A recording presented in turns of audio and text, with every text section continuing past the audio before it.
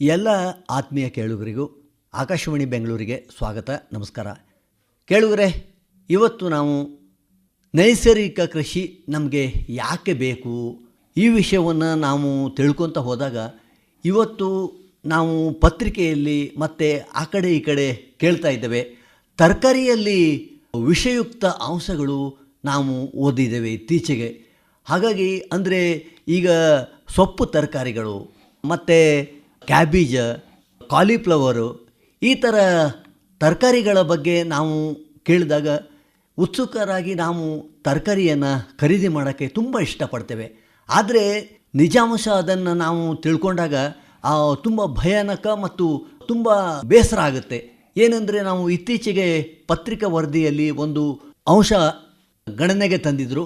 ಅದೇನೆಂದರೆ, ಈಗ ಸೊಪ್ಪು ತರಕಾರಿಗಳಲ್ಲಿ ಮತ್ತು ಕೆಲವೊಂದು ಬೇರೆ ಬೇರೆ ತರಕಾರಿಗಳಲ್ಲಿ, ಈಗ ತೊಂಡೆಕಾಯಿ ಇರ್ಬೋದು ಮತ್ತು ಹಾಗಲಕಾಯಿ ಇರ್ಬೋದು, ಈ ಥರ ತರಕಾರಿಗಳಲ್ಲಿ ಸೀಸದ ಅಂಶ, ಆ ಲಿಡ್ ಜಾಸ್ತಿ ಅಲ್ಲಿ ಕಂಡು ಬಂದಿದೆ. ಅದು ವಿಷಯುಕ್ತ, ಅದು ಆರೋಗ್ಯಕ್ಕೆ ಒಳ್ಳೆಯದಲ್ಲ, ಅದು ದೇಹಕ್ಕೆ ಹಾನಿಕಾರಕ, ಈ ಎಲ್ಲ ಅಂಶಗಳು ಅಲ್ಲಿ ಬರೆದಿದ್ರು. ಇದು ಕೇಳಿದಾಗ ತುಂಬ ಈ ದಿನನಿತ್ಯ ನಮಗೆ ಈ ತರಕಾರಿಗಳು ಬೇಕು. ಟೊಮೆಟೊ ಕೂಡ ನಮಗೆ ದಿನನಿತ್ಯ ತೀರಾ ಅವಶ್ಯಕ. ಹಾಗಾಗಿ ಈ ತರಕಾರಿ ಇಲ್ಲದೆ ನಮ್ಮ ದಿನ ಶುರು ಆಗೋದೇ ಇಲ್ಲ. ಇದು ಯಾವುದೇ ಆಹಾರ ಇರಲಿ, ತರಕಾರಿ ಇವು ಬೇಕೇ ಬೇಕಾಗುತ್ತೆ. ಹಾಗಾಗಿ ಈ ತರಕಾರಿಗಳನ್ನು ನಾವು ಸಾವಯವ ಕೃಷಿ, ನೈಸರ್ಗಿಕ ಕೃಷಿ ಅಂತ ನಾವು ಹೇಳ್ಕೊತಾ ಬರ್ತಾಯಿದ್ದೇವೆ. ಇದರ ಮಹತ್ವ ಈಗ ನಮಗೆ ಗೊತ್ತಾಗ್ತಾ ಇದೆ. ಬನ್ನಿ, ಈ ವಿಷಯ ಕುರಿತು ಹೆಚ್ಚಿನ ಮಾಹಿತಿಯನ್ನು ನಾವು ಮಾಡಿಕೊಡ್ತಾ ಇದ್ದೇವೆ. ನಮ್ಮ ಜೊತೆಗೆ ಇವತ್ತು ಕೋಲಾರದಲ್ಲಿರುವ ಕೃಷಿ ವಿಜ್ಞಾನ ಕೇಂದ್ರದ ಹಿರಿಯ ವಿಜ್ಞಾನಿಗಳಾದ ಅನಿಲ್ ಕುಮಾರ್ ಎಸ್ ಅವರು ನಮ್ಮ ಜೊತೆಗಿದ್ದಾರೆ. ಡಾಕ್ಟರ್ ಅನಿಲ್ ಕುಮಾರ್ ಅವರೇ, ತಮಗೆ ನಮ್ಮ ಎಲ್ಲ ರೈತ ಬಾಂಧವರ ಪರವಾಗಿ ಆಕಾಶವಾಣಿ ಬೆಂಗಳೂರಿಗೆ ಸ್ವಾಗತ. ಹೇಳಿ ಸರ್, ನೈಸರ್ಗಿಕ ಕೃಷಿ ಅಂದರೆ ಏನು? ಯಾಕೆ ಈಗ ನಮ್ಮ ರೈತರು, ತಮ್ಮಂಥ ವಿಜ್ಞಾನಿಗಳು ಮತ್ತೆ ಇದಕ್ಕೆ ಮಹತ್ವ ಕೊಡ್ತಾ ಇದ್ದೀರಿ? ಒಂದೊಂದಾಗಿ ಹೇಳಿ. ನಮಸ್ಕಾರ ಸರ್, ಎಲ್ಲ ರೈತ ಬಾಂಧವರಿಗೂ ನಮಸ್ಕಾರ, ಹಾಗೂ ಗ್ರಾಹಕರಿಗೂ ನಮಸ್ಕಾರ. ಮೊದಲಿಗೆ ತಾವು ಹೇಳಿದ್ರಿ, ಇತ್ತೀಚಿನ ವರದಿ ಪ್ರಕಾರ ಬೆಂಗಳೂರಿನಲ್ಲಿ ತರಕಾರಿಗಳಲ್ಲಿ ಸೀಸದ ಅಂಶ ಮತ್ತು ಲಘು ಅಂದರೆ ಹೆವಿ ಮೆಟಲ್ಸ್ ಅಂತ ಏನು ಹೇಳ್ತೀವಿ, ಅವು ಇತ್ತೀಚೆಗೆ ನಾವು ಕಂಡಿದ್ದಂತ ನೋಡಿದ್ದೀವಿ. ಸೊ ಮೊದಲಿಗೆ ಹೆವಿ ಮೆಟಲ್ಸ್ ಅಪ್ಪ ಅಂತ ಹೇಳಿದ್ರೆ ಏನೆಲ್ಲ ಅಂತ ಹೇಳಿದ್ರೆ, ಲೆಡ್ ಆಗಿರ್ಬೋದು, ಅದು ನೀವು ಹೇಳ್ದಂಗೆ ಸೀಸ ಆಗಿರ್ಬೋದು, ಕ್ಯಾಡ್ಮಿಯಮ್, ಆರ್ಸನಿಕ್, ಮರ್ಕ್ಯುರಿ ಮತ್ತು ಕ್ರೋಮಿಯಂ ಅಂತ ಅಂಶಗಳನ್ನು ಇವನ್ನ ಹೆವಿ ಮೆಟಲ್ಸ್ ಅಂತ ಹೇಳ್ತೀವಿ. ಇವು ಇತ್ತೀಚಿನ ದಿನಗಳಲ್ಲಿ ತರಕಾರಿಗಳು ಕೂಡ ಹೆಚ್ಚಿಗೆ ಅಂದರೆ ಅಂಶ ಕಂಡು ಬಂದಿರುವಂಥದ್ದು ಒಂದು ದೊಡ್ಡ ಆಘಾತಕಾರಿ ಸಂಗತಿನೇ. ಸೊ ಮತ್ತು ಮುಖ್ಯವಾಗಿ ಯಾವೆಲ್ಲ ತರಕಾರಿಗಳಲ್ಲಿ ಇವೆಲ್ಲ ಜಾಸ್ತಿ ಇರ್ತವೆ ಅಂತ ಹೇಳಿದ್ರೆ, ತಾವು ಹೇಳಿದಾಗೆ ಸೊಪ್ಪಿನ ತರಕಾರಿಗಳಲ್ಲಿ ಅಂದರೆ ಕೊತ್ತಂಬರಿ ಸೊಪ್ಪಾಗಿರ್ಬೋದು, ದಂಟಿನ ಸೊಪ್ಪಾಗಿರ್ಬೋದು, ಸ್ಪಿನಾಚ್ ಆಗಿರ್ಬೋದು, ಇವೆಲ್ಲ ಸೊಪ್ಪಿನ ತರಕಾರಿಗಳ ಜೊತೆಗೆ ಬೇರಿನ ತರಕಾರಿಗಳು ಅಂತ ಹೇಳ್ತೀವಿ, ಅಂದರೆ ರೂಟ್ ಕ್ರಾಪ್ಸ್ ಅಂತ ಹೇಳ್ತೀವಿ. ಅಂದರೆ ಬೀಟ್ರೋಟ್ ಆಗಿರ್ಬೋದು, ಕ್ಯಾರೆಟ್ ಆಗಿರ್ಬೋದು, ರ್ಯಾಡಿಶ್ ಆಗಿರ್ಬೋದು, ಮುಲ್ಲಂಗಿ ಆಗಿರ್ಬೋದು. ಈ ಜೊತೆಗೆ ಇನ್ನೊಂದೇನಪ್ಪ ಅಂತ ಹೇಳಿದ್ರೆ, ವರದಿಯಲ್ಲಿ ಗಮನಿಸ್ತಾ ಇದ್ದೆ, ಬದನೆಕಾಯಲ್ಲಿ ಕೂಡ ಈ ಒಂದು ಸೀಸದ ಅಂಶ ಇರುವಂಥದ್ದನ್ನು ನಾವು ನೋಡಿದ್ವಿ. ಸೊ ಇವನ್ನ ನಾವು ಸೇವನೆ ಮಾಡಿದಾಗ ಏನಾಗುತ್ತೆ ಅಂತ ಹೇಳಿದಾಗ, ಮನುಷ್ಯನಿಗೆ ಲಿವರ್ ಸಮಸ್ಯೆ ಆಗಿರ್ಬೋದು, ಬುದ್ಧಿಮಾಂದ್ಯತೆ ಆಗಿರ್ಬೋದು, ಇಂಪಾರ್ಟೆನ್ಸಿ ಅಂತೇಳಿ ಬಂಜೆತನೆ ಅಂತ ಅಂಶ ಆಗಿರ್ಬೋದು, ಅಥವಾ ಕ್ಯಾನ್ಸರ್ ಕಾರಕ ಅಂಶಗಳು ಕೂಡ ಆಗುವಂಥದ್ದನ್ನು ನಾವು ನೋಡ್ಬೋದು. ಇದಕ್ಕೆ ಮುಖ್ಯವಾಗಿ ಏನೆಲ್ಲ ಕಾರಣಗಳಪ್ಪ ಅಂತ ಹೇಳಿದ್ರೆ, ಏನು ಕಾರ್ಖಾನೆಗಳಿಂದ ಎಫ್ಲೂಯೆಂಟ್ಸ್ ಬರ್ತಾವಲ್ಲ, ಇಂಡಸ್ಟ್ರಿಯಲ್ ಎಫ್ಲೂಯೆಂಟ್ಸ್ ಅಂತೇಳಿ, ಅದನ್ನು ನೀರಿನ ಮೂಲದ ಅಂದರೆ ಯಾವುದೋ ಒಂದು ಕೆರೆ ಆಗಿರ್ಬೋದು ಅಥವಾ ಯಾವುದೋ ಒಂದು ಕೆರೆಗಳ ಮೂಲದಲ್ಲಿ ಸೇರಿಸಿ, ಆ ಕೆರೆಗಳಿಂದ ನಾವೇನಾದರೂ ಆ ನೀರನ್ನ ಬಳಕೆ ಮಾಡಿಕೊಂಡು ನಾವು ಕೃಷಿ ಮಾಡಿದಾಗ ಅಥವಾ ತರಕಾರಿ ಬೆಳೆದಾಗ ಈ ಅಂಶಗಳನ್ನ ನಾವು ನೋಡ್ತೀವಿ. ಅದರ ಜೊತೆಗೆ ವೇಸ್ಟ್ ವಾಟರ್ ಇರಿಗೇಷನ್ ಅಂತ ಹೇಳ್ತೀವಿ, ಅಂದರೆ ಕೊಳಚೆ ನೀರನ್ನ ಡೈರೆಕ್ಟಾಗಿ ನೇರವಾಗಿ ನಾವು ಅಂದರೆ ಶುದ್ಧೀಕರಣ ಮಾಡದೆ ನಾವು ಬಳಕೆ ಮಾಡಿದಾಗ ಈ ಒಂದು ಅಂಶಗಳನ್ನು ನಾವು ನೋಡ್ತೀವಿ. ಜೊತೆಗೆ ಎಲ್ಲಾದರೂ ಮೈನಿಂಗ್ ಏರಿಯಾಸ್ ಅಂತ ಹೇಳ್ತೀವಿ, ಅಂದರೆ ಎಲ್ಲಾದರೂ ಗಣಿ ಪ್ರದೇಶಗಳಲ್ಲಿದ್ದಾಗ ಕೂಡ ಈ ಥರ ಲಘು ಅಂದರೆ ಹೆವಿ ಮೆಟಲ್ಸ್ನ ಇರುವಂಥ ಕಂಟಾಮಿನೇಷನ್ಸ್ನ ನೋಡ್ತೀವಿ. ಜೊತೆಗೆ ಪೊಲ್ಯೂಷನ್ಸ್ ಅಂದರೆ ಈಗ ನೀರಿನ ಮಾಲಿನ್ಯ ಆಗಿರ್ಬೋದು, ಮಣ್ಣಿನ ಮಾಲಿನ್ಯ ಆಗಿರ್ಬೋದು.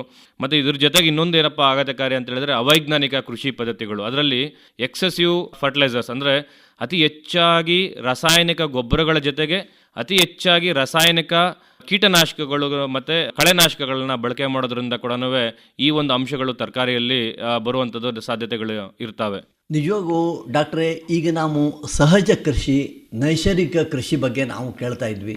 ಆದರೆ ಇವತ್ತು ಈ ಒಂದು ಭಯಾನಕ ಅಂಶ ನಾವು ಓದಿದ್ವಿ ಮತ್ತು ಕೇಳಿದ್ವಿ. ಆದರೆ ಇವತ್ತು ನಮ್ಮನೆ ಬಾಗಿಲಿಗೆ ಬಂದಾಗ ಇದು ಎಷ್ಟೊಂದು ಭಯಾನಕ ಅಂತ ನಮ್ಮ ಒಬ್ಬ ಗ್ರಾಹಕರಾಗಿ ನಾವು ಆತಂಕ ಪಡಬೇಕಾಗತ್ತೆ. ಹಾಗಾಗಿ ಇದೆಲ್ಲ ಒಂದು ಈ ತರಕಾರಿಗಳಿಗೆ ಇವೆಲ್ಲ ಹೊತ್ಕೊಳ್ಳೋಕ್ಕೆ, ಇವೆಲ್ಲ ಅಂಟ್ಕೊಳ್ಳೋಕ್ಕೆ ಏನು ಕಾರಣ ಇರ್ಬೋದು ಡಾಕ್ಟ್ರೇ? ಸರ್, ಅದೇ ಮುಖ್ಯವಾಗಿ ನಾನು ಆಗಲೇ ಹೇಳ್ತಾ ಇದ್ದೆ, ರೈತರು ಏನಪ್ಪ ಅಂತ ಹೇಳಿದ್ರೆ ಮುಖ್ಯವಾಗಿ ಶುದ್ಧವಾದ ನೀರು, ಅಂದರೆ ಶುದ್ಧವಾದ ನೀರು ಅಂತ ಹೇಳಿದಾಗ ಏನು ಮಳೆ ನೀರು, ನೈಸರ್ಗಿಕವಾಗಿ ಮಳೆ ನೀರನ್ನ ಸಂರಕ್ಷಣೆ ಮಾಡಿ ಅದನ್ನು ಕೃಷಿ ಮಾಡೋದಾಗಿರ್ಬೋದು, ಅಥವಾ ಅಂತರ್ಜಲದಲ್ಲಿ ಶುದ್ಧವಾಗಿರುವಂಥ ನೀರು. ಅಂತರ್ಜಲ ಕೂಡ ಈಗ ಇತ್ತೀಚಿನ ದಿನಗಳಲ್ಲಿ ಏನಾಗಿದೆ ಅಂತ ಹೇಳಿದ್ರೆ ಮಾಲಿನ್ಯ ಆಗಿದೆ. ಸೊ ಅಂತರ್ಜಲದ ಶುದ್ಧವಾಗಿದೆ ಅಂತ ನೀರನ್ನ ಪರೀಕ್ಷೆ ಮಾಡ್ಕೋಬೇಕು. ಜೊತೆಗೆ ಸಾವಯವ ಪದಾರ್ಥಗಳನ್ನ ನಾವು ಕಡಿಮೆ ಬಳಕೆ ಮಾಡ್ತಾ ಇದ್ದೀವಿ. ಅಂದರೆ ಮುಖ್ಯವಾಗಿ ನಾವೇನು ಮಾಡ್ತಾ ಇದ್ದೀವಿ ಅಂತ ಹೇಳಿದ್ರೆ, ಈಗ ಯಾವುದಾದ್ರೂ ಕಳೆ ಬಂತು ಅಂತ ಹೇಳಿದ್ರೆ ಕೂಡ ಕಳೆನಾಶಕನ ಅತಿ ಹೆಚ್ಚಾಗಿ ಬಳಕೆ ಮಾಡುವಂಥದ್ದು. ಸೊ ಜೊತೆಗೆ ಇನ್ನೊಂದೇನಪ್ಪ ಅಂತ ಹೇಳಿದ್ರೆ, ಯಾವುದೇ ಒಂದು ಅಂಶಗಳು, ಅಂದರೆ ನಾವು ಅವೈಜ್ಞಾನಿಕ ಕೃಷಿ ಪದ್ಧತಿಯಲ್ಲಿ ಕೆಲವೊಂದು ಬ್ಯಾನ್ ಆಗಿರುವಂಥ ಫರ್ಟಿಲೈಸರ್ಸ್ ಆಗಿರ್ಬೋದು, ಬ್ಯಾನ್ ಆಗಿರುವಂಥ ಕೀಟನಾಶಕಗಳಾಗಿರ್ಬೋದು, ಅಥವಾ ಪೀಡನಾಶಕಗಳಾಗಿರ್ಬೋದು, ಇಲ್ಲ ಅಂತ ಹೇಳಿದ್ರೆ ಕಳೆನಾಶಕಗಳಾಗಿರ್ಬೋದು.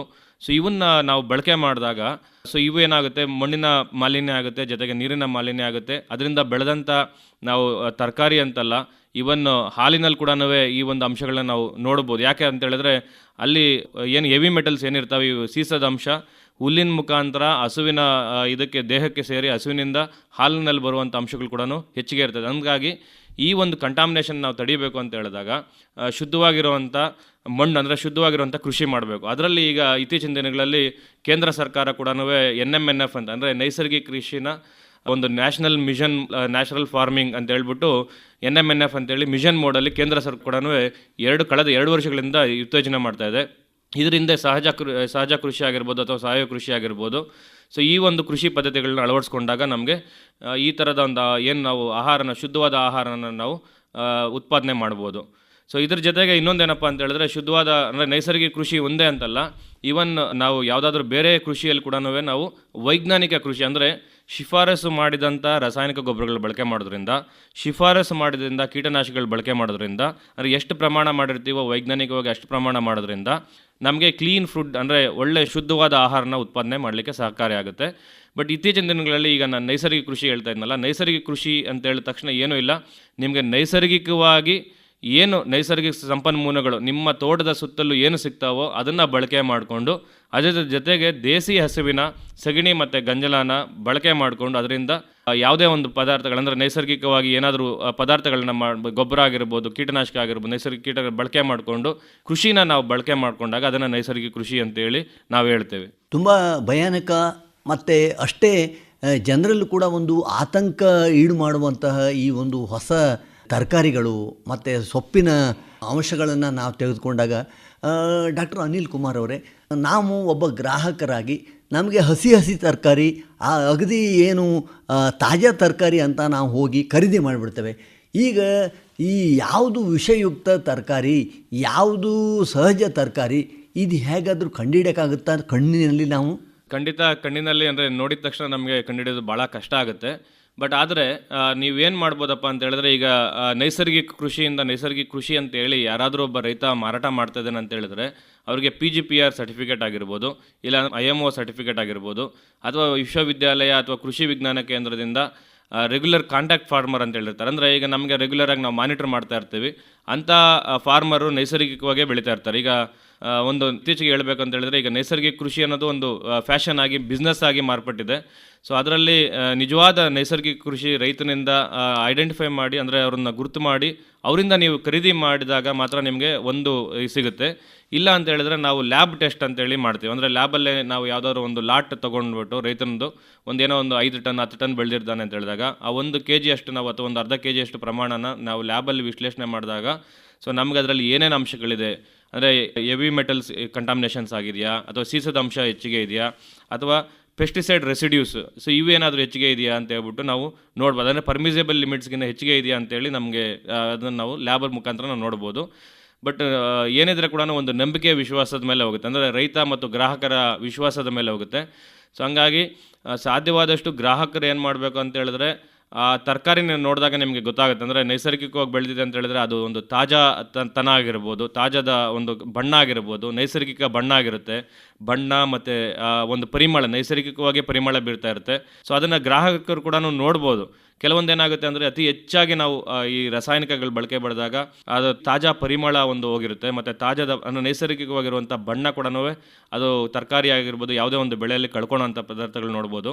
ಸೊ ಇವನ್ನ ನಾವು ಅಂದರೆ ಓವರ್ ಎಕ್ಸ್ಪೀರಿಯನ್ಸ್ ಅಥವಾ ಒಂದು ಅನುಭವದ ಮುಖಾಂತರ ನಾವು ಅದನ್ನು ಹೇಳ್ಬೋದು ಹೊರತು ಏನಿದ್ರೆ ಕೂಡ ಬರಿಗಣ್ಣಿನಲ್ಲಿ ನಾವು ನೈಸರ್ಗಿಕವಾಗಿ ಬೆಳೆದಿರೋಂಥ ತರಕಾರಿ ಇದೆ ಅಂತ ಹೇಳ್ಬಿಟ್ಟು ಹೇಳೋದು ಭಾಳ ಕಷ್ಟ ಆಗುತ್ತೆ. ಅಲ್ಲ ಡಾಕ್ಟರ್ ಅನಿಲ್ ಕುಮಾರ್ ಅವರೇ, ಈಗ ನಾವು ತರಕಾರಿ ಖರೀದಿ ಮಾಡ್ಬೇಕಂದ್ರೆ ತಾವು ಹೇಳಿದ್ರಿ ನಿಗದಿಪಡಿಸಿದ ಅಂದರೆ ಅವರು ಸರ್ಟಿಫೈಡ್ ಅಂಗಡಿ ಇಟ್ಕೊಂಡವರು ಆ ಮೂಲಕ ಮತ್ತು ರೈತರ ಜೊತೆಗೆ ನಿರಂತರ ಸಂಪರ್ಕ ಇಟ್ಕೊಂಡವ್ರ ಜೊತೆ ಖರೀದಿ ಮಾಡಿದರೆ ಅದು ಸುಲಭ ಆಗುತ್ತೆ. ಅಂದರೆ ಈಗ ಹಾಗಲ್ಲ, ಈಗ ಯಾವ್ಯಾವ ರೈತರು ಬೆಳೀತಾರೋ ಅಥವಾ ರೈತರು ತಂದಿಡ್ತಾರೋ ಅದನ್ನು ಎಲ್ಲರೂ ತೊಗೊಂಬಂದು ಇವತ್ತೇ ತರಕಾರಿ ಮಾರೋದನ್ನು ಒಂದು ಉದ್ಯೋಗ ಅಂತ ಮಾಡ್ಕೊಂಬಿಟ್ಟಿದ್ದಾರೆ.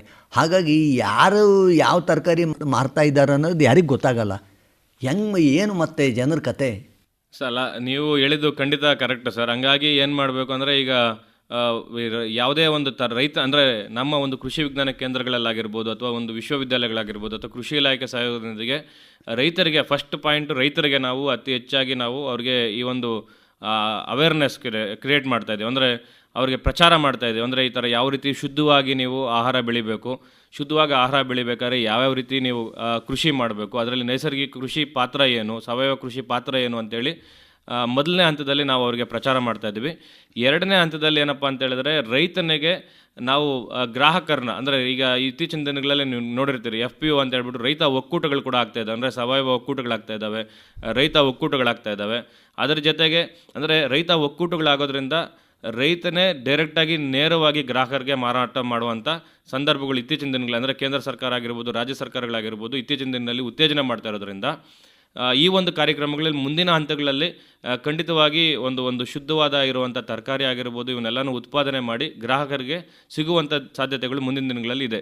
ಬಟ್ ಈಗ ಅಷ್ಟೇ ಪ್ರೆಸೆಂಟ್ ಏನಪ್ಪ ಹೇಳ್ಬೋದು ಅಂತ ಹೇಳಿದ್ರೆ ಈಗ ನಾವೇನಾದರೂ ತರಕಾರಿ ಖರೀದಿ ಮಾಡಬೇಕು ಅಂತ ಹೇಳಿದಾಗ ಸಾಧ್ಯವಾದಷ್ಟು ನಾವು ಒಂದು ತರಕಾರಿನ ನೋಡಿದಾಗ ನಮಗೆ ಗೊತ್ತಾಗ್ಬಿಡುತ್ತೆ. ಅಂದರೆ ನೈಜ ಬಣ್ಣ ಇದೆಯಾ ಅಥವಾ ನೈಜವಾಗಿ ಅದು ಪರಿಮಳ ಬೀರ್ತಾ ಇದೆಯಾ ಅಂತೇಳಿ ಆ ರೀತಿ ಒಂದು ಗಮನಿಸಿದಾಗ ನಾವು ತರಕಾರಿ ಖರೀದಿ ಮಾಡ್ಬೋದು.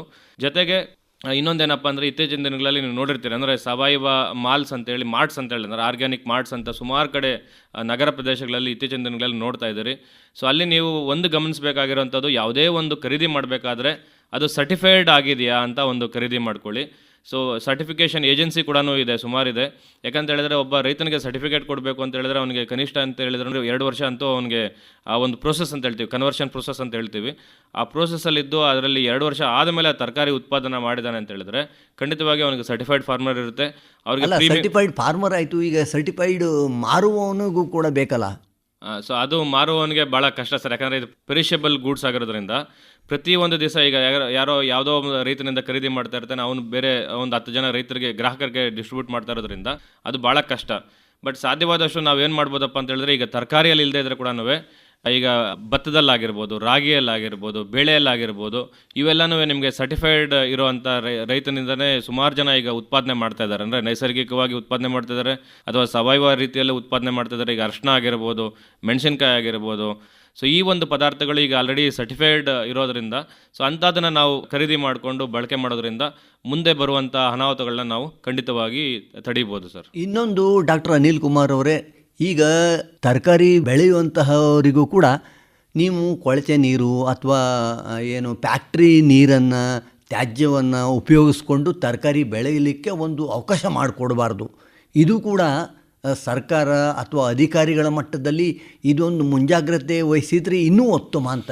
ಹೌದು ಸರ್, ಖಂಡಿತವಾಗಿ. ಈಗ ನಮ್ಮ ಒಂದು ಏನದು ಎಲ್ಲ ಒಂದು ಕೃಷಿ ವಿಜ್ಞಾನ ನಿಮಗೆ ಮೊದಲೇ ಹೇಳಿದೆ, ಕೇಂದ್ರ ಸರ್ಕಾರ ಈಗ ಏನದು NMNF ಅಂತ ನೈಸರ್ಗಿಕ ಕೃಷಿಗೆ ಕಳೆದ 2 ವರ್ಷಗಳಿಂದ ಸಿಕ್ಕಾಪಟ್ಟೆ ಏನದು ಅನುದಾನ ಆಗಿರ್ಬೋದು ಅಥವಾ ಅದಕ್ಕೆ ಮಹತ್ವ ಕೊಟ್ಬಿಟ್ಟು ಅತಿ ಹೆಚ್ಚಿನ ಪ್ರಚಾರ ಕ್ರಮಗಳು ಅಂದರೆ ಇಡೀ ಭಾರತ ದೇಶದಾದ್ಯಂತ ಅತಿ ಹೆಚ್ಚಾಗಿ ರೈತರಿಗೆ ಅರಿವು ಮೂಡಿಸುವ ಕಾರ್ಯಕ್ರಮಗಳನ್ನ ಅನೇಕ ಕಾರ್ಯಕ್ರಮಗಳು ಹಮ್ಮಿಕೊಂಡಿದ್ದೀವಿ. ಈಗ ನಾವು ನಮ್ಮ ಒಂದು ಕೃಷಿ ವಿಜ್ಞಾನ ಕೇಂದ್ರದಲ್ಲಿ ಯಾವುದೇ ಒಬ್ಬ ರೈತ ಏನಾದರೂ ನಮ್ಮ ಒಂದು ಕೃಷಿ ವಿಜ್ಞಾನ ಕೇಂದ್ರಕ್ಕೆ ಭೇಟಿ ಕೊಟ್ಟಾಗ ಅಥವಾ ನಮ್ಮ ಒಂದು ಕೃಷಿ ವಿಜ್ಞಾನ ಕೇಂದ್ರದಲ್ಲಿ ಯಾವುದೇ ರೀತಿಯಾದಂಥ ತರಬೇತಿಗಳಾದಾಗ ಅಥವಾ ನಾವು ಎಲ್ಲಾದರೂ ಒಂದು ಕಡೆ ಹೊರಾಂಗಣ ತರಬೇತಿಗಳಿಗೆ ಹೋದಾಗ ಕೂಡ ನಾವು ರೈತರಿಗೆ ನಾವು ಈ ಒಂದು ಏನು ಅಂಶಗಳಿಂದ ನೋಡಿ ಈ ಥರ ಮಾಡೋದ್ರಿಂದ ಶುದ್ಧವಾಗಿರುವಂಥ ಆಹಾರ ಉತ್ಪಾದನೆ ಆಗ್ತಾ ಇಲ್ಲ, ದಯವಿಟ್ಟು ಕಡಿಮೆ ಮಾಡ್ಕೊಳ್ಳಿ. ಇದಕ್ಕೆ ಪರ್ಯಾಯವಾಗಿ ಈ ರೀತಿ ಒಂದು ನೈಸರ್ಗಿಕವಾಗಿ ನೀವು ಕಡಿಮೆ ಮಾಡೋದ್ರಿಂದ ಖರ್ಚು ಕಡಿಮೆ ಬರುತ್ತೆ, ಜೊತೆಗೆ ಮಣ್ಣಿನ ಆರೋಗ್ಯ ಕೂಡ ವೃದ್ಧಿ ಆಗುತ್ತೆ. ಮಣ್ಣಿನ ಆರೋಗ್ಯ ವೃದ್ಧಿ ಆಯಿತು ಅಂತ ಹೇಳಿದ್ರೆ ಅದರಿಂದ ಬರುವಂಥ ಆಹಾರ ಕೂಡ ಒಳ್ಳೆಯ ಶುದ್ಧವಾಗಿರುವಂಥ ಆಹಾರ ಬರುತ್ತೆ. ಅದನ್ನು ಸೇವನೆ ಮಾಡಿದಂಥ ನಾವು ಕೂಡ ಆರೋಗ್ಯವಾಗಿರ್ತೀವಿ ಅಂತ ಹೇಳ್ಬಿಟ್ಟು ಅತಿ ಹೆಚ್ಚಿನವಾಗಿ ನಾವು ಪ್ರಚಾರಗಳು ಕೊಡ್ತಾ ಇದ್ದೀವಿ. ಜೊತೆಗೆ ಈಗ ಕೃಷಿ ಇಲಾಖೆಯಲ್ಲಿ ಕೂಡ ಐಡೆಂಟಿಫೈ ಮಾಡಿದ್ದಾರೆ, ಅಂದರೆ ನೈಸರ್ಗಿಕ ಕೃಷಿನ ಕೃಷಿ ಸಖಿಯರ ಮುಖಾಂತರ ಒಂದೊಂದು ಕ್ಲಸ್ಟರ್, ಅಂದರೆ ಒಂದೊಂದು ಪಂಚಾಯಿತಿಯಲ್ಲಿ ಒಂದು 500 ಜನಕ್ಕೆ ನಾವು ಒಂದು ರೈತರನ್ನ ಐಡೆಂಟಿಫೈ ಮಾಡಿ ಅವರಿಗೆ ತರಬೇತಿಗಳನ್ನು ಕೊಟ್ಟುಬಿಟ್ಟು ಅವರಿಗೆ ನೈಸರ್ಗಿಕ ಕೃಷಿಯನ್ನು ನಾವು ಅಳವಡಿಸ್ಕೊಂಡು ಅದರಿಂದ ಉತ್ಪಾದನೆ ಮಾಡಿ ಅಂತೇಳಿ ಈಗ ಒಂದು ಪ್ರಚಾರ ಕೊಡೋ ಕಾರ್ಯಕ್ರಮ ಒಂದು ನಮ್ಮ ರಾಜ್ಯ ಸರ್ಕಾರದಲ್ಲಿ ಆಗಿರ್ಬೋದು ಅಥವಾ ಕೇಂದ್ರ ಸರ್ಕಾರದಲ್ಲಿ ಆಗಿರ್ಬೋದು ಕೃಷಿ ಇಲಾಖೆ ಮುಖಾಂತರ ಅತಿ ಹೆಚ್ಚಾಗಿ ನಾವು ಪ್ರಚಾರ ಮಾಡಿ ಅವರಿಗೆ ರೈತರಿಗೆ ಅರಿವು ಮೂಡಿಸ್ತಾ ಇದ್ದೀವಿ. ಡಾಕ್ಟರ್ ಅನಿಲ್ ಕುಮಾರ್ ಅವರೇ, ಬೆಂಗಳೂರು ಅಂತ ಮಹಾನಗರದಲ್ಲಿ ತರಕಾರಿಗೆಲ್ಲ ತುಂಬ ಬೇಡಿಕೆ ಇದೆ. ಹಾಗಾಗಿ ಈಗ ಎಲ್ಲಾದರೂ ಒಂದು ಜಾಗ ಸಿಕ್ಕಿದ್ರೆ ಸಾಕು, ಅಲ್ಲಿ ಕೊಳಚೆ ನೀರನ್ನಾದರೂ ತೊಗೊಂಡು ನಾ ಬೆಳೆದು ಬಿಡ್ಬೋದು, ಅದನ್ನು ಮಾರ್ಕೋಬೋದು ಅಂಥೇಳಿ ಈ ಥರ ಒಂದು ಹಪಾಹಪಿ ಮಾಡೋದ್ರಿಂದ ಅಮಾಯಕ ಜೀವಗಳಿಗೆ ಎಷ್ಟು ತೊಂದರೆ. ಇದು ಏನು ಸೀಸದ ಅಂಶ ಮತ್ತು ಉಳಿದ ಮಾರಕ ಏನು ವಿಷಯುಕ್ತ ಅನಿಲಗಳ ಅಂಶ ಒಬ್ಬ ತರಕಾರಿ ತಿಂದವರು ದೇಹದಲ್ಲಿ ಸೇರಿದರೆ ಅಲ್ಲಿ ಅವ್ರ ದೇಹದಲ್ಲಿ ಎಷ್ಟೆಷ್ಟು ಅನಾಹುತ ಆಗ್ಬೋದು, ಯಾವ್ಯಾವ ಥರ ರೋಗಕ್ಕೆ ಅದು ಕಾರಣ ಆಗ್ಬೋದು. ನಾಳೆ ಇದಕ್ಕೆ ಯಾರು ಜವಾಬ್ದಾರರು? ಏನೋ ಇವರು ಲಾಭಕ್ಕೋಸ್ಕರ ಎಲ್ಲೋ ಹೋದ ಕೊಳಚೆ ನೀರಲ್ಲಿ ತರಕಾರಿ ಬೆಳೆದ್ರಿಂದ ಅನಾಹುತ ಇಡೀ ಸಮಾಜಕ್ಕಾಗತ್ತೆ. ಇದನ್ನು ರಕ್ಷಣೆ ಮಾಡೋದು ತುಂಬ ಕಷ್ಟ ಅಲ್ಲ? ಹೌದು, ಖಂಡಿತವಾಗ್ಲಿ ಸರ್. ನೀವೇನು ಹೇಳ್ತಾ ಇದ್ದೀರಿ ಅಂತ ಹೇಳಿದ್ರೆ ಗ್ರಾಹಕನ ವಿಷಯ ಆಗಿರ್ಬೋದು ಅಥವಾ ರೈತನ ವಿಷಯ ಆಗಿರ್ಬೋದು, ಯಾರೋ ಒಬ್ಬ ರೈತ ಆ ರೀತಿ ಮಾಡ್ಬೋದು. ನೀವು ಹೇಳ್ದಂಗೆ ಯಾವುದೋ ಒಂದು ಅಂದರೆ ಕಂಟಾಮಿನೇಷನ್ ಇರುವಂಥದ್ದು, ಅಂದರೆ ಕೆಟ್ಟ ನೀರನ್ನ ಬಳಕೆ ಮಾಡಿಕೊಂಡು ಅಥವಾ ಇಂಡಸ್ಟ್ರಿಯಲ್ ಎಫ್ಲುಯೆಂಟ್ಸ್ ಜಾಗದಲ್ಲಿ ಬೆಳೆಯುವಂಥ ಜಾಗಗಳಲ್ಲಿ ಸೊ ಆ ರೀತಿ ಒಂದು ವರ್ಗದ ರೈತರು ಇರ್ಬೋದು. ಬಟ್ ಕೆಲವೊಂದು ರೈತರು ನಿಜವಾಗ್ಲೂ ಈ ಇತ್ತೀಚಿನ ದಿನಗಳಲ್ಲಿ ನಾವು ಪ್ರಚಾರ ಮಾಡ್ತಾ ಇದ್ದಾಗ ಅವರಿಗೆ ಅವೇರ್ನೆಸ್ ಆಗಿ ಅರಿವಾಗಿ ಖಂಡಿತವಾಗಿ ಈಗ ಏನದು ಸಾಂಪ್ರದಾಯಿಕ ಪದ್ಧತಿಯಲ್ಲಿ ಬೆಳೆಯುವಂಥ ಪರಿಸ್ಥಿತಿ ಅಂತೂ ಬಂದಿದೆ. ಮತ್ತು ಇತ್ತೀಚಿನ ದಿನಗಳಲ್ಲಿ ನಾನೇ ನೋಡ್ತಾ ಇದ್ದೀನಿ, ಬೆಂಗಳೂರಿನಂಥ ಗ್ರಾಮದಲ್ಲಿರುವಂಥ ಅಂದರೆ ಬೆಂಗಳೂರಿನಂಥ ನಗರದಲ್ಲಿರುವಂಥ ಎಷ್ಟೋ ಜನ IT ಉದ್ಯೋಗ ಮಾಡ್ತಾ ಇರುವಂಥ IT ಅವರು ಮರಳಿ ಅವರ ಹಳ್ಳಿಗಳಿಗೆ ಹೋಗ್ಬಿಟ್ಟು ಅವರ ಜಮೀನುಗಳಿಗೆ ಮತ್ತೆ ನಾವು ಸಾವಯವ ರೀತಿಯಲ್ಲಿ ನಾವು ತರಕಾರಿ ನಾವೇ ಬೆಳ್ಕೋಬೇಕು, ಶುದ್ಧವಾದ ಆಹಾರ ಬೆಳ್ಕೋಬೇಕು ಅಂತೇಳಿ ಖಂಡಿತವಾಗಿ ಒಂದು ಗ್ರಾಹಕರಲ್ಲಿ ಕೂಡ ಅರಿವಾಗಿದೆ, ಜೊತೆಗೆ ಏನದು ರೈತರಲ್ಲಿ ಕೂಡ ಅರಿವಾಗಿದೆ. ಅರಿವು ಮುಖಾಂತರ ನಾವು ಮುಂದಿನ ದಿನಗಳಲ್ಲಿ ಒಳ್ಳೆ ಏನದು ಶುದ್ಧವಾದ ಆಹಾರನ ನಾವು ಪಡಲಿಕ್ಕೆ ಸಹಕಾರಿಯಾಗುತ್ತೆ. ಆಯಿತು. ಡಾಕ್ಟರ್ ಅನಿಲ್ ಕುಮಾರ್ ಎಸ್ ಅವರೇ, ಪ್ರಸ್ತುತ ಕೋಲಾರದ ಕೃಷಿ ವಿಜ್ಞಾನ ಕೇಂದ್ರದ ಹಿರಿಯ ವಿಜ್ಞಾನಿಗಳಾಗಿ ಆಕಾಶವಾಣಿ ಬೆಂಗಳೂರಿಗೆ ಬಂದು ಪ್ರಸ್ತುತ ನೈಸರ್ಗಿಕ ಕೃಷಿಯ ಮಹತ್ವ ಎಷ್ಟಿದೆ, ವಿಷಯುಕ್ತ ತರಕಾರಿಗಳಿಂದ ಪಾರಾಗೋದು ಹೇಗೆ, ವಿಷಯುಕ್ತ ತರಕಾರಿಗಳ ಇದು ಬೆಳೆಯುವುದನ್ನು ಸಂಪೂರ್ಣ ನಿರ್ಮೂಲನೆ ಮಾಡಬೇಕು ಅನ್ನೋದು ಕೂಡ ಕೇಂದ್ರ ಸರ್ಕಾರದ ಒಂದು ಯೋಜನೆ ಅಂತ ಹೇಳಿದ್ರಿ, national mission for natural farming. ಇದು ಕೂಡ ಮುಂಬರುವ ದಿನಗಳಲ್ಲಿ ಇನ್ನೂ ಹೆಚ್ಚು ಹೆಚ್ಚು ಪ್ರಚಾರ ಆಗಲಿ, ನಮ್ಮ ರೈತರ ನಮ್ಮ ಗ್ರಾಹಕರ ಆರೋಗ್ಯ ಸುರಕ್ಷಿತವಾಗಿರಲಿ ಅಂತ ಆಶಿಸುತ್ತಾ ಆಕಾಶವಾಣಿಗೆ ಬಂದು ತಮ್ಮ ಈ ಒಂದು ಮಾಹಿತಿ ನೀಡಿದ್ದಕ್ಕೆ ತಮಗೆ ತುಂಬ ತುಂಬ ಧನ್ಯವಾದಗಳು. ಕೆಲವು ಗ್ರಾಹಕರು ಇರ್ತಾರೆ, ರೈತರು ಇರ್ತಾರೆ, ಡಾಕ್ಟರ್ ಅನಿಲ್ ಕುಮಾರ್ ಅವ್ರ ಜೊತೆಗೆ ಮಾತಾಡಬೇಕು ಅಂತ ಇರ್ತಾರೆ, ಅವರಿಗೆ ತಮ್ಮ ಸಂಪರ್ಕ ಸಂಖ್ಯೆನ ತಿಳಿಸ್ಕೊಡಿ. ಸರ್, ನನ್ನ ಮೊಬೈಲ್ ಸಂಖ್ಯೆ 9743196196. ಧನ್ಯವಾದಗಳು. ಧನ್ಯವಾದಗಳು.